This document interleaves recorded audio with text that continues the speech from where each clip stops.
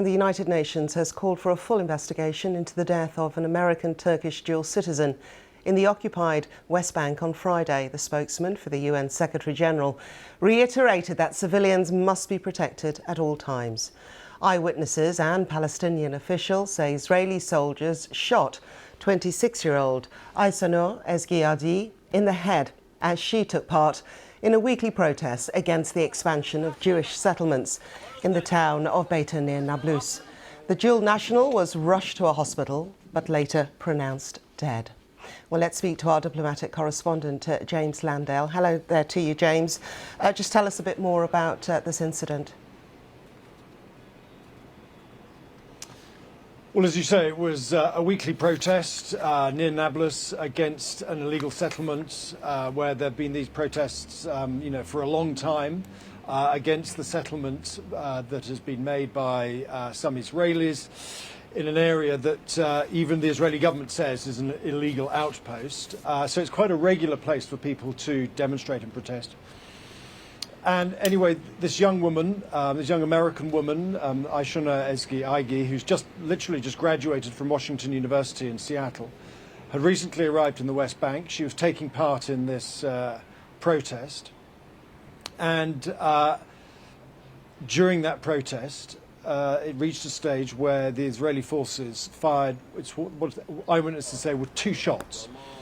And one of those shots hit Ms. Ezgi in the head, and she was taken to hospital where she later died.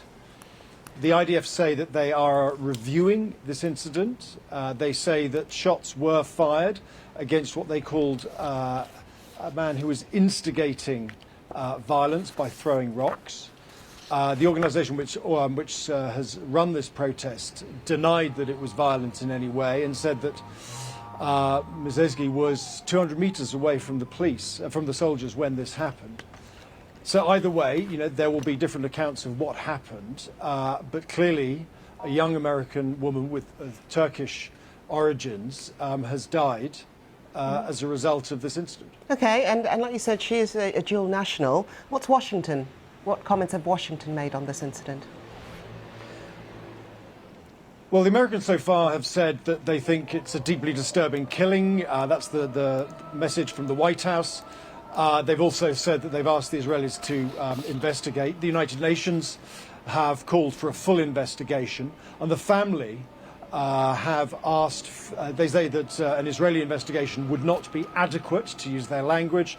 They say they have asked President Biden to order a full independent investigation to try and get to the bottom of precisely what happened. Because, people die very frequently in the West Bank as a result of shootings clashes between both sides.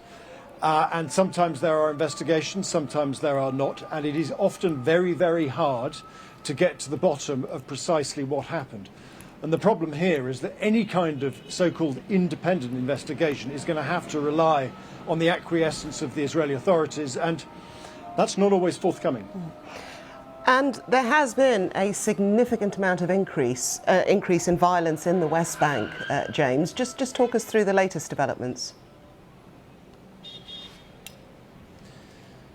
Well, the West Bank is an incredibly violent place and has been ever since Hamas's attack on Israel in October 7th last year.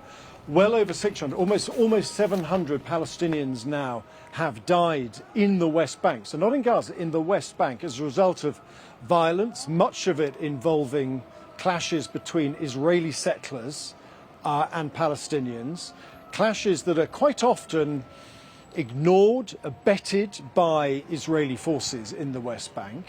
And it is a source of huge concern in Western capitals and amongst diplomats that the West Bank violence spirals out of control and triggers another uprising. Some diplomats talk about maybe another front in a war which began on the 7th of October but has long spread outside of Gaza's borders. And so that is the fear here.